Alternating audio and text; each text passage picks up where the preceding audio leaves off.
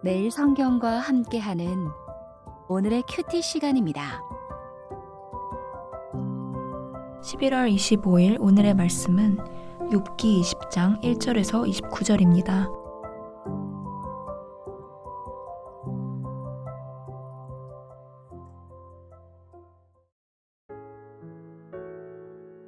나아마 사람 소발이 대답하여 이르되 그러므로 내 초조한 마음이 나로 하여금 대답하게 하나니 이는 내 중심이 조급함이니라. 내가 나를 부끄럽게 하는 책망을 들었으므로 나의 슬기로운 마음이 나로 하여금 대답하게 하는구나. 내가 알지 못하느냐. 예로부터 사람이 이 세상에 생긴 때로부터 악인이 이긴다는 자랑도 잠시요 경건하지 못한 자의 즐거움도 잠깐이니라. 그 존귀함이 하늘에 닿고 그 머리가 구름에 미칠지라도 자기의 똥처럼 영원히 망할 것이라. 그를 본 자가 이르기를 그가 어디 있느냐 하리라. 그는 꿈같이 지나가니 다시 찾을 수 없을 것이요 밤에 보이는 환상처럼 사라지리라. 그를 본 눈이 다시 그를 보지 못할 것이요 그의 처소도 다시 그를 보지 못할 것이며 그의 아들들은 가난한 자에게 은혜를 구하겠고 그도 얻은 재물을 자기 손으로 도로 줄 것이며 그의 기골이 청년같이 강장하나 그 기세가 그와 함께 흙에 누우리라. 그는 비록 악을 달게 여겨 혀 밑에 감추며 아껴서 버리지 아니하고 입천장에 물고 있을지라도 그의 음식이 창자 속에서 변하며 뱃속에서 독사의 쓸개가 되느니라.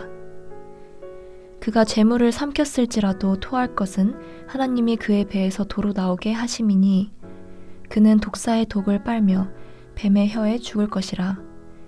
그는 강 곧 꿀과 엉긴 젖이 흐르는 강을 보지 못할 것이요 수고하여 얻은 것을 삼키지 못하고 돌려주며 매매하여 얻은 재물로 즐거움을 삼지 못하리니 이는 그가 가난한 자를 학대하고 버렸으며 그가 세우지 않은 집을 빼앗았음이니라. 그는 마음의 평안을 알지 못하니 그가 기뻐하는 것을 하나도 보존하지 못하겠고 남기는 것이 없이 모두 먹으니 그런즉 그 행복이 오래 가지 못할 것이라. 풍족할 때에도 괴로움이 이르리니 모든 재난을 주는 자의 손이 그에게 임하리라. 그가 배를 불리려 할 때에 하나님이 맹렬한 진노를 내리시리니 음식을 먹을 때에 그의 위에 비같이 쏟으시리라. 그가 철 병기를 피할 때에는 놋 화살을 쏘아 꿰뚫을 것이요 몸에서 그의 화살을 빼는 즉 번쩍번쩍하는 촉이 그의 쓸개에서 나오고 큰 두려움이 그에게 닥치느니라. 큰 어둠이 그를 위하여 예비되어 있고 사람이 피우지 않은 불이 그를 멸하며 그 장막에 남은 것을 해치리라. 하늘이 그의 죄악을 드러낼 것이요 땅이 그를 대항하여 일어날 것인즉 그의 가산이 떠나가며 하나님의 진노의 날에 끌려가리라. 이는 악인이 하나님께 받을 분깃이요 하나님이 그에게 정하신 기업이니라. 오늘 본문은 나아마 사람 소발의 두 번째 발언입니다. 욥은 자신의 처지를 헤아려주고 불쌍히 여겨달라고 호소했습니다. 소발은 이 욥의 절규에 어떻게 대답했을까요? 소발은 욥의 말을 듣고 있자니 마음이 조급하고 초조해서 대답하지 않고는 견딜 수 없다고 말을 시작합니다. 그는 욥의 말을 자기를 부끄럽게 하는 책망으로 여겼고 그냥 듣고만 있을 수 없다고 말합니다. 욥이 무죄를 주장하고 자신을 죄인으로 여기지 말고 불쌍히 여겨달라고 호소했는데 또 친구들의 조언을 연약한 사람을 짓밟는 행위라고 말한 바 있었는데 소발은 욥의 이 말을 친구들의 지혜를 인정하지 않고 그들을 어리석고 악한 사람 취급한다고 느꼈습니다. 소발은 자신의 슬기로운 마음이 대답하게 한다고 합니다.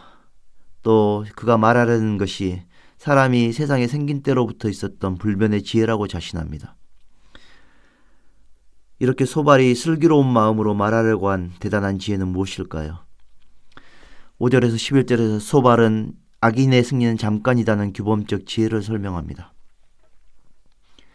뭔가 새로운 대답을 기대했지만 역시나 같은 말입니다. 친구들이 지금까지 지겹게 반복했던 인과응보의 원리입니다. 이런 말을 계속해서 듣는 욥의 마음은 오죽했겠습니까?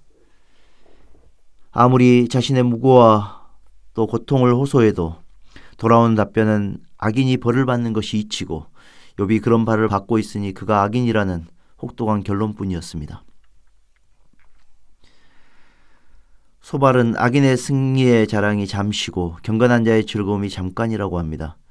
악인의 영광은 꿈같이 지나가고 밤의 환상처럼 사라진다고 합니다. 악인의 많은 재물을 아들들이 누리지 못하고 그의 권세는 그의 죽음과 함께 흙에 묻힌다고 말합니다. 교범적 지혜에 익숙한 말들입니다. 강단에서 흔히 듣던 말이고 경전에서 쉽게 읽을 수 있는 말들입니다. 그런데 소발은 이 지당한 말씀을 정확하게 욥의 상황과 연결시킵니다. 그의 처소도 다시 그를 보지 못할 것이라. 그의 아들들이 은혜를 구할 것이다. 그의 기골이 청년 같아도 그와 함께 흙에 묻힐 것이다. 아무리 다시 읽어봐도 집이 무너지고 자녀들이 죽고 악한 종기로 온몸이 상한 욥의 모습입니다. 욥이 이런 말을 듣고 과연 고개를 끄덕이며 동의할 수 있었을까요? 전에 빌닷이 악인은 자기 꾀에 넘어지고 자기가 친 그물에 자신이 걸린다고 말했는데 소발은 동일한 내용을 음식에 비유하여 설명합니다. 악인이 악을 달게 여겨 천천히 아껴 먹는데 그것이 뱃속에 들어가 뱀의 독이 된다고 말합니다. 악인이 스스로 독을 삼키고 죽는다는 것입니다. 여기서 악인이 삼킨 음식은 재물을 가리킵니다. 가난한 사람을 학대하고 이웃의 집을 빼앗아 불을 쌓아 올린 사람은 하나님이 그가 먹은 것을 다 토하게 하시고 뱀의 독만 남겨 죽게 하신다는 말입니다. 이 말도 욥을 향하고 있습니다. 동방에 으뜸가는 부자였던 욥이 모든 소유를 잃고 죽어가고 있습니다. 소발은 욥의 몰락이 욥이 불의한 방식으로 재물을 모은 일에 대한 하나님의 심판이라고 설명합니다. 그는 악인이 하나님의 심판을 피할 수 없다고 합니다. 악인이 배불리 먹는 음식 위로 비가 쏟아지는 것을 막을 수 없듯이 그를 노리고 비처럼 쏟아지는 화살을 피할 수 없듯이 악인의 운명은 하나님의 진노의 심판을 받는 것입니다. 6장과 16장에 보면 욥은 하나님이 쏜 화살에 맞아 고통스럽다고 탄식했습니다. 그런데 지금 소발은 그 화살이 악인이 맞이할 운명이라고 말하는 것입니다. 참 모질고 독한 친구들이 아닐 수 없습니다. 소발의 악인의 운명에 대한 설명은 지당하고 우리도 늘 염두에 두어야 할 말입니다. 그의 말처럼 당장 입에 달다고 악을 맛보고 삼키지 말아야 합니다. 그것은 우리의 뱃속에서 독이 될 것입니다. 그러나 이런 지혜의 말씀들은 늘 자신에게 적용해야 유익합니다. 아무리 좋은 말도 남을 비난하려고 들이대면 그것이 칼이 되고 독이 되어 남을 해치는 무기가 될 수 있습니다. 특히 고통을 겪고 있는 사람에게 할 말은 더더욱 아닙니다. 아무리 좋은 말도 아무리 옳은 말도 적절한 상황이 아니면 득보다 실이 많습니다. 옳은 말인지 살피고 꼭 필요한 말인지 살피고 그것이 선한 열매를 맺을 것인지 생각한 후에 말하면 좋겠습니다. 기도하겠습니다. 주님, 재앙을 주는 위로자였던 욥의 친구들처럼 바른 말도 해가 되는 말이 될 수 있음을 깨달았습니다. 옳은 말도 꼭 필요한 말인지 살피게 하시고 늘 신중하고 덕이 되는 말을 하게 도와주십시오. 예수님의 이름으로 기도합니다. 아멘.